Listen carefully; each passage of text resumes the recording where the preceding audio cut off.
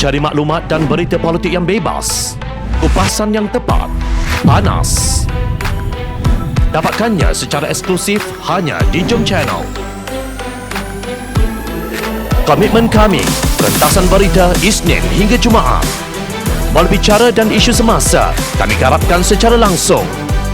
Panel-panel berkaliber dan profesional.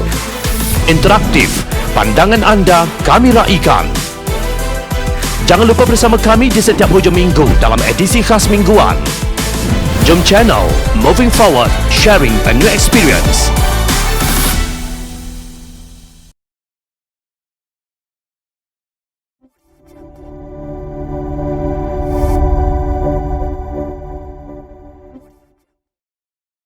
Tetapi di peringkat lain, tanpa undang-undang memaksa, membiarkan orang menentukan sama ada nak diambil vaksin atau tidak, itu tidak bermakna orang yang tidak mengambil vaksin pula boleh mengatakan, saya perlu diberi kebenaran pergi kerja di pejabat saya.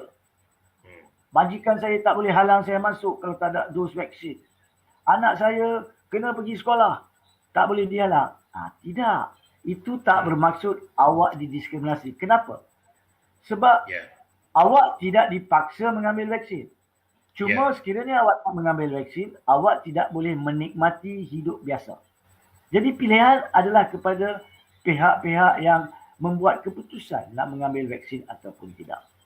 Tapi pokoknya di sini, kita kena juga imbangi keadaan dengan tanggungjawab sebuah kerajaan.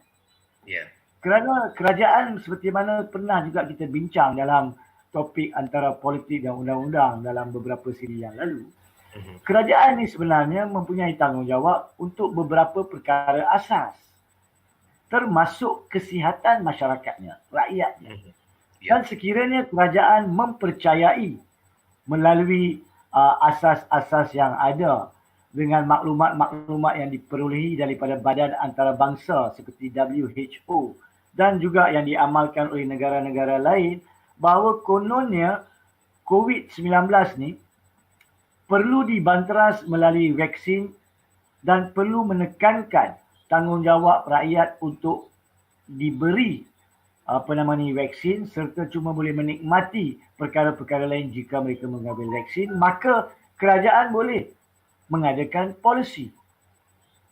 Dan bila polisi itu dibuat seperti yang saudara Zawazi mengatakan tadi, seperti di Sarawak, dikatakan sesiapa yang tidak memperolehi 2 dos selepas daripada 31 Ogos ya saudara Zawazi. Betul. Dia tidak boleh menikmati beberapa kemudahan. Begitu juga dengan isu yang dibangkitkan sekarang ini pun, di mana sesiapa yang belum memperolehi 2 dos tidak boleh menikmati makanan dine-in di restoran. Jadi perkara ini, adakah ianya dengan serta-merta membanteras hak seseorang itu untuk hidup? Tidak, sebab dia masih boleh makan. Dia masih boleh memperolehi makanan dan makan di rumah sebab dia memilih untuk tidak mengambil vaksin. Dia tidak dipaksa untuk mengambil vaksin.